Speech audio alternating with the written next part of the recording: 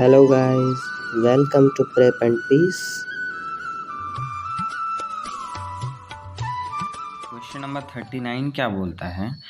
The ratio of two numbers is 3:5 if 8 is added to the first, यानी पहले वाले number में 8 जोड़ दिया गया, ठीक है, and 7 is to the second, और दूसरे वाले में 7 जोड़ दिया गया, देन द रेशियो बिकम्स 2:3। तो जो नया रेशियो है वो क्या बन जाता है? 2:3।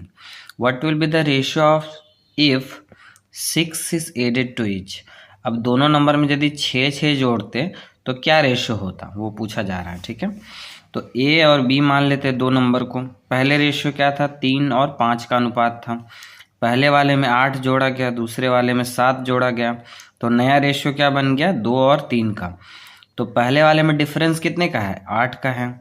दूसरे वाले में कितने का है? 7 का है। अब फिर से क्या लगा देंगे? क्रॉस प्रोडक्ट मेथड लगा देंगे। तो यहाँ क्या देख रहे हैं? 3 इंटू 3 9, 5 इंटू 2 10। 10 बड़ा है तो 10 minus 9, 10 minus 9 is equal to 1 ratio. अभी नीचे वाला देख लेते हैं। 8 गुना 3 24 और 7 गुना 2 14। तो 24 बड़ा है, 24 माइनस 14, यानी एक रेशियो का वैल्यू कितना हो गया? 10। तो इसको 10 से मल्टीप्लाई करें तो क्या हो गया? 50। इसको 10 से मल्टीप्लाई करें तो क्या हो गया? 30, यानी 30 और 50 हो गया। नंबर जो हमारा नंबर है वो क्या है? पहला नंबर 30 है, दूसरा नंबर 50 है। तो अब हम लोग 6 जोड़ देते हैं दोनों में और रेशियो निकाल लेते हैं। तो 30 में 6 जोड़ दिए, 50 में 6 जोड़ दिए, रेशियो निकाल लिए, 36/56 आया। तो इसको क्या किए? 4 से कैंसिल कर दिए। 4 9 जा 36, 4 14 जा 56, तो 9:14 is the answer. Next question देखते हैं। क्वेश्चन नंबर 40 क्या बोलता है? The sum is distributed between A B and C, मतलब कोई भी पैसा था जो तीनों में बांट दिया गया, ठीक है, इन द रेशियो। किस रेशियो में बांटा गया? तो 9:6:11 के रेशियो में। If A give 700 from his share to C, मतलब हो क्या रहा है कि ए को जितना पैसा मिला उसने 700 रुपये उसमें से किसको दे दिया?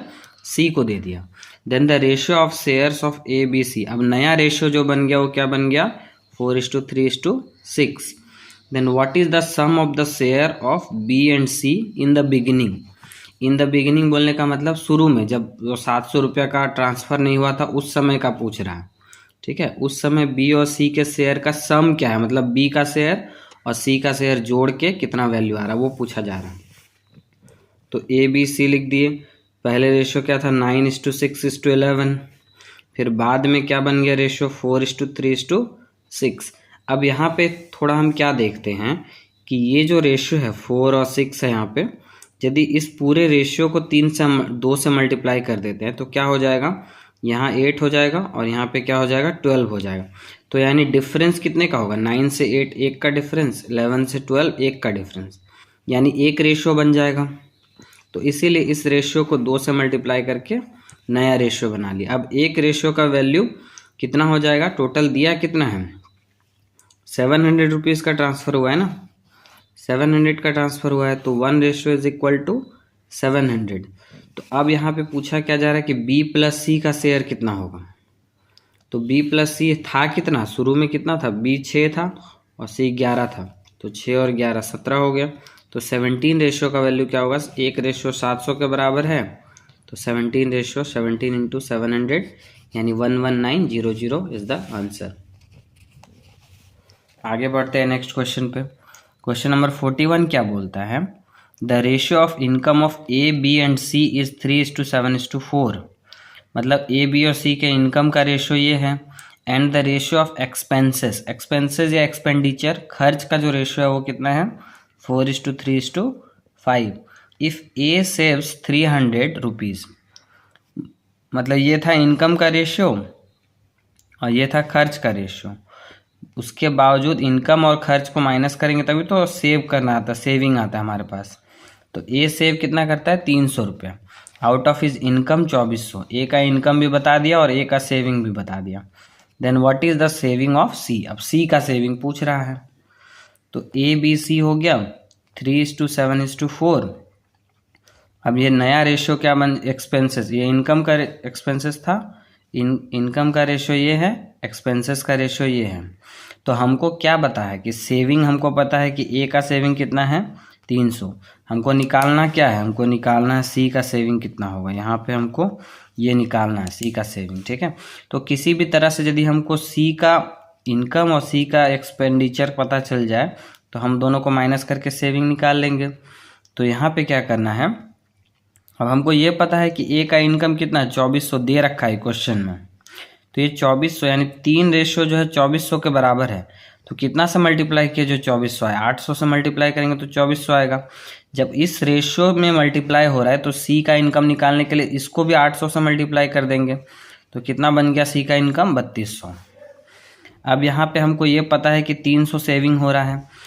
तो 2400 रुपया का इनकम है और 300 सेविंग है, तो खर्च कितना हो रहा है 2100 का खर्च हो रहा है ना।